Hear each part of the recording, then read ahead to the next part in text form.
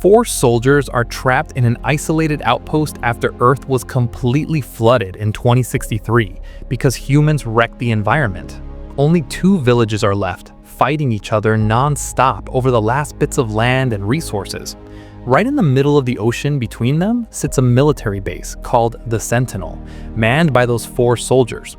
Their tour was supposed to end 3 months ago, but no relief team ever showed up, so they were forced to stay and remain its sentinel. After 2 years, food started running out, so Cassidy and Sullivan decided to go fishing even though a huge storm was raging, and they actually pulled in a ton of fish. At the same time, the commander saw the storm getting worse and told Baines to check the explosive traps around the perimeter. The waves kept getting bigger, putting immense pressure on the pipes until they started breaking. Baines went out to fix them, but his hand got jammed between the sections as water poured in. He barely escaped before drowning. The massive waves washed away almost all the fish they had caught. Sullivan tried to grab anything else, but the storm was far too dangerous and could have killed him at any second, so he ran back inside and took cover in the building. When the storm intensified even more, the whole team hid inside the building. Suddenly, a huge wave slammed into the structure and shook it hard, but despite all the conditions, the building didn't collapse. The next day, the group sat together for breakfast and suggested they reduce their consumption of food and water even further. Then they discovered what happened to the fish they had caught. It got soaked in water again, and Baines got extremely angry when he realized it had fallen back into the sea. Sullivan jumped into the argument and cursed Baines because he had taken things from him to fix the pipe leak, and the 2 of them started fighting each other. The commander stepped in between them and told them to calm down a bit and focus more on repairing the things the storm had damaged. At that moment, Baines started arguing with the commander too and demanded he hurry up and get the replacement team so they could finally finish their service. The commander told him their telegraph only sends specific messages, and those messages are just reports. After breakfast, the commander went to the comms room and sent the daily report through the telegraph. Sullivan wrote his part of the report that there's no new thing, and the base replied there's no new thing there either, and that was the normal situation. Sullivan met the commander on the deck, and they joked a little about the plastic bag dancing with the wind. Sullivan looked out at the sea through the binoculars and was shocked to see a ship approaching them, and Cassidy confirmed it on the radar. Sullivan got really happy because he thought the ship had the replacement team on board, but the commander felt suspicious and told them to get ready because this ship might be hostile. Cassidy tried to contact the ship, but it didn't respond at all, so the commander decided to treat the ship as a threat before giving the order to destroy it. The commander ordered Sullivan to take the small boat and go check the ship, and gave him a pistol to defend himself if there was danger. Sullivan actually took the boat, went to the ship, and started calling out to anyone inside, but no one answered him either. Then he boarded the ship, drew his pistol, and began moving around inside it. Sullivan found everything covered in dirt, the ship's radio broken, and the food still sitting in the storage exactly as it was. The commander tried to reach Sullivan on the radio, but Sullivan didn't reply because he found something more important than the commander himself. Sullivan discovered 4 bags specially prepared for them, which meant this ship did have their replacement team on it, but something strange had happened to the people who were in it, and that meant they would never make it back home again.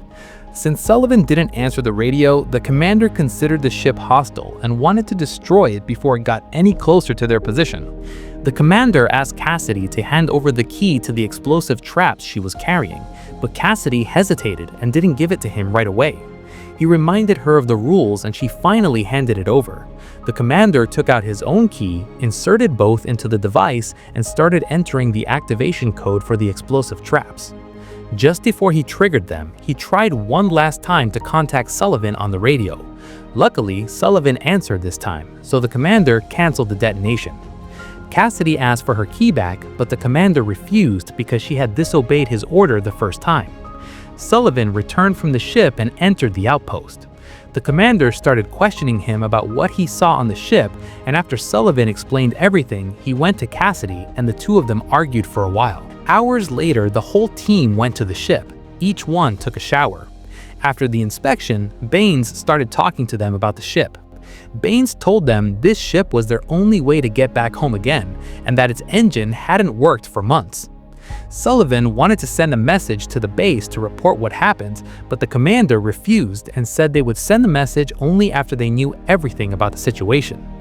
This decision made the rest of the team worried about him, especially since he now had both keys. The commander reviewed the ship's navigation log and wrote down all the coordinates on paper so he could check them on the map once he got back to the outpost. The whole crew returned to their outpost from the ship again, and we see Sullivan and Cassidy talking about what the world looks like now, especially since they've been stuck at the Sentinel for 2 full years. Sullivan told Cassidy that he sent a message behind the commander's back and he's waiting for the base's reply tomorrow.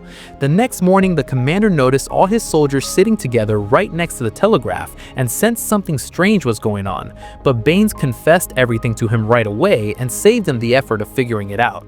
At that moment, the reply came in from the base and everyone was excited to hear what it said. The group was stunned. The message Sullivan sent yesterday was exactly the same as the one the base just sent back to them. That meant they had lost contact with the base a very long time ago, and the computer had been automatically resending Sullivan's daily no new events report every day. As the days passed, the commander kept reviewing the ship's coordinates on the map while Baines was secretly sneaking over to the ship. One day, Sullivan caught him coming back from there and asked what he was doing, but Baines refused to tell him. A little later, Sullivan took Baines aside. They drank together and Baines started talking about his family waiting for him back home, if they were even still there at all. Suddenly, he told Sullivan he could fix the ship. Sullivan got extremely excited the moment he heard Baines' words because he desperately wanted to leave the outpost. He ran straight to Cassidy and begged her for them to escape together, just the two of them, and live together somewhere else. But Cassidy was hesitant and didn't really believe Baines could actually repair the ship in the first place. The next day, Sullivan and Baines sneaked over to the ship in secret and started repairing it together. They actually managed to get the ship working, but the moment they stepped out, they found the commander standing there waiting for them. The commander ordered Sullivan and Baines to dismantle the ship and told them he would take the important parts to repair the Sentinel. He also made it clear they weren't leaving because their military duty continued even after their tour ended and even though their replacement team was dead. Sullivan objected and told the commander he didn't want to die here like the ones before them, but strangely, Cassidy didn't join Sullivan and Baines. She stayed neutral. The commander said he didn't care about their opinions, ordered them again to break down the ship and fix the Sentinel, and even threatened them with his pistol. They eventually left the ship. After a while, Cassidy went to the commander and tried talking to him privately. Meanwhile, Baines and Sullivan were discussing that they might have to fight their own commander to escape the Sentinel. Right then, the commander walked in on them and said Cassidy had convinced him with her idea. The commander explained that since contact with the base was lost, someone had to go in person to communicate and find out what happened. So he decided 2 of them would stay at the Sentinel and the other 2 would take the ship to the base. It was obvious the commander planned to stay behind at the Sentinel, and Cassidy volunteered to stay with him too. That meant Sullivan and Baines were the ones leaving on the ship. Baines was thrilled because he was finally getting out of that place, but Sullivan was sad because he had to leave his girlfriend behind. Moments later, Sullivan pulled Cassidy aside privately and tried everything to convince her to come with him, no matter what, even if it meant disobeying the commander's orders or swapping places with Baines so she could escape while he stayed behind. Cassidy's reaction was strange. She looked at him coldly and told Sullivan straight up that she didn't love him, that she had only been using him to satisfy her own desires. In that instant, Sullivan walked out of her room completely shattered. Cassidy broke down and cried alone. That same night, Sullivan and Baines packed their things to leave. The commander met Sullivan and handed him a message to deliver to the base. Sullivan begged the commander to come with them, but the commander refused, saying someone had to stay to keep watch over the explosive traps. Afterward, the commander continued tracking the ship's path and made a terrifying discovery. The previous replacement team's ship had deliberately moved away from the Sentinel, which was extremely suspicious. He went to tell Cassidy, but the moment he entered her room, he felt something off and decided not to share what he found. The next morning, the team woke to the blaring alarm. Another ship had appeared on the radar. The soldiers rushed to their defensive positions, while Cassidy tried to contact the approaching vessel, but there was no response again. This time, the commander refused to send anyone out and ordered them to destroy it. They fired the first shell, but it missed. Right then, Cassidy realized their own ship was gone, and at the same moment, Baines and Sullivan saw the ship too, once the fog finally cleared. Cassidy ran to Sullivan and Baines to stop them from destroying the ship, but the commander appeared, threatened them with his pistol, said he sabotaged the ship last night, and ordered them to blow it up. He fired a shot into the air to prove he meant it. Baines refused, so the commander shot him in the ear. Sullivan turned the cannon toward the ship and destroyed it himself.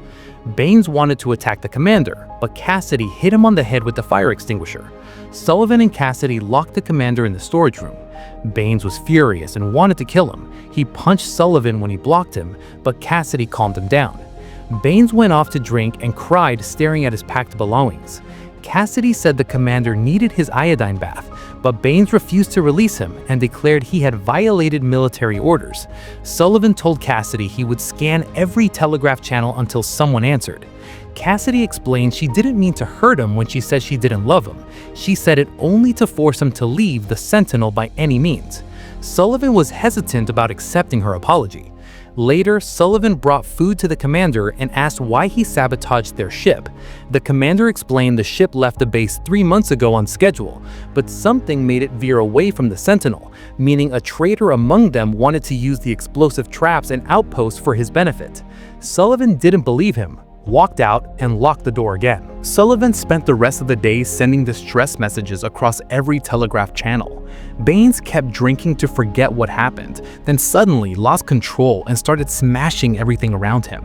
At night, Cassidy went to Sullivan, talked to him, showed him a photo of herself as a little girl with her family, and told him they were killed by the enemy. The next morning, Baines found Cassidy asleep in the comms room. Suddenly, Baines attacked her, pretending to assault her. Cassidy pushed him away hard, and Baines backed off, but he snatched the key to the explosive traps from her. Cassidy ran to Sullivan to tell him what happened. At that moment, they heard Baines' voice over the speakers, saying he was going to detonate the explosive traps. Sullivan and Cassidy raced to the control room. Sullivan talked to Baines, tried to calm him, and reminded him of his family. Baines started crying and stepped away from the control panel. Cassidy went to the panel, took the keys, and Baines confessed he had forgotten the last digit of the password. Otherwise, they would all be dead by now. After the chaos, Sullivan decided to release the commander from the storage room, but Baines had a surprise. He told them he had gone into the storage to kill the commander, but didn't find him there. He found the storage window open, which meant the commander had thrown himself out. Sullivan and Cassidy went to the storage room and confirmed Baines was telling the truth. After the commander's death, Sullivan opened the message the commander had given him to deliver to the base, and was shocked to find that the commander was requesting an extension of his command period. That meant he had no motive at all to commit suicide. A while later, Cassidy told Sullivan that Baines had started paying attention to his workshop again, which meant he was getting better and hadn't seen his son yet. That was a reason for his heavy drinking and the rage episode he had. Sullivan forgave Baines for what he did and hugged him. Baines prepared his small boat to go fishing, and Cassidy decided to go with him to help. Sullivan gave Cassidy a pistol to use if necessary, and she kissed him before leaving. When Cassidy and Baines left in the boat, Sullivan tried fishing from the top of the Sentinel. When he pulled in the net, he found the commander's body. After examining the corpse, Sullivan confirmed the commander had been murdered with a blow to the head, which meant the commander's words were true. There was a traitor among them. At that moment, Sullivan rushed through the crew files and started searching through them. He opened the map the commander had been using and confirmed the ship had been deliberately diverted from its course. Sullivan followed the commander's logic, went up to the Sentinel, and verified that the lighthouse had been disassembled and reassembled. He concluded that one of the crew had removed the lighthouse, attached it to their spare boat, and sailed far away from the Sentinel to lure the replacement ship off course. As soon as the ship took the bait and moved away from the Sentinel, the traitor killed the entire replacement crew and left the ship adrift in the open sea. Hours later, Cassidy returned alone in the boat and said Baines had fallen overboard by accident and died.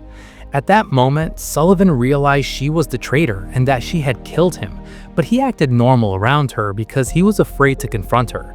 They agreed to meet that same night. The next morning, Cassidy woke up alone in bed. Sullivan spoke to her over the radio and told her he knew she had killed the entire replacement team and that she was an enemy spy. He also said he wouldn't let her control the explosive traps. By then, Cassidy discovered she had lost the keys and ran to the control room where she found Sullivan standing there ready to detonate the traps. Since his future was already doomed anyway, Sullivan said he was going to blow up the Sentinel along with the traps. Cassidy tried to plead with him after he threatened her with the gun, saying her people were suffering in her homeland and she never wanted to lie to him, but it was the only way. Sullivan didn't believe her and pressed the detonation button, but suddenly nothing exploded. Instead, a funny message appeared on the device, something Baines used to repeat as a joke. It turned out Baines had reprogrammed the explosive traps so no one could use them for destruction. In the end, Cassidy and Sullivan talked things out, resolved all their issues, and agreed to protect the Sentinel together for the rest of their lives. Make sure to subscribe and turn on notifications so you can watch more videos like this. Thanks for watching.